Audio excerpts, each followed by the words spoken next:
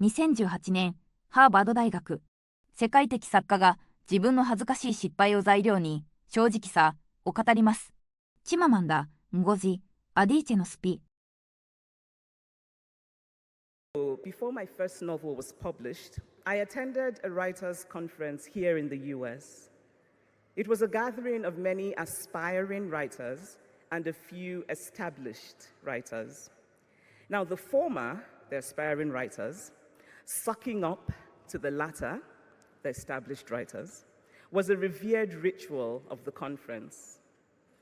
And so, during one of the breaks, I walked up to a man, an established writer, whose name I knew well, but whose work I had not read.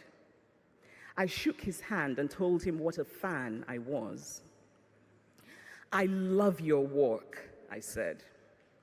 His wife was sitting next to him. "So, which of his books have you read?" she asked, and I froze. "Which have you read?" she asked again. Everyone at the table was quiet, watching, waiting. I smiled a mad smile, and I mumbled, the one about the man discovering himself, which of course was complete bullshit. But I thought it might be convincing, since that kind of describes half of all the novels written by men. And then I fled. But before I fled, I heard the writer say to his wife, "Honey, you shouldn't have done that." But the truth is that I shouldn't have done that. To read a novel is to give honor to art. Why lie about giving honor to something to which you have not?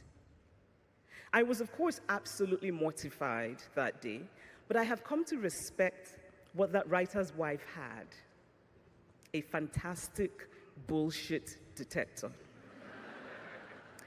And now that I have the good fortune of being an established writer, one who does not like to miss an opportunity to wallow in praise, by the way, I can sense when a person is saying empty words, and it feels much worse than if they had said nothing at all.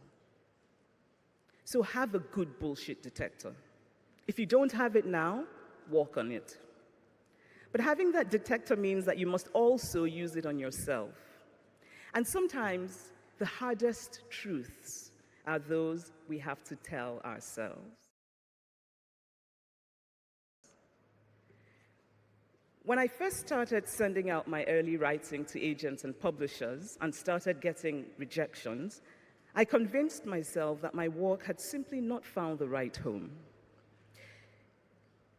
Which might have been true, but there was another truth that took me much longer to consider: that the manuscript was not very good. And in fact, the first novel I wrote, or what I thought was a novel, eventually needed to be put away in a drawer. And I'm so grateful that it was never published. It is hard to tell ourselves the truth about our failures, our fragilities, our uncertainties. It is hard to tell ourselves that maybe we haven't done the best that we can. It is hard to tell ourselves the truth of our emotions, that maybe what we feel is hurt rather than anger. That maybe it is time to close the chapter of a relationship and walk away. And yet, when we do, we are the better off for it. Be courageous. Never set out to provoke for the sake of provoking, but never silence yourself out of fear that a truth you speak might provoke. Be courageous.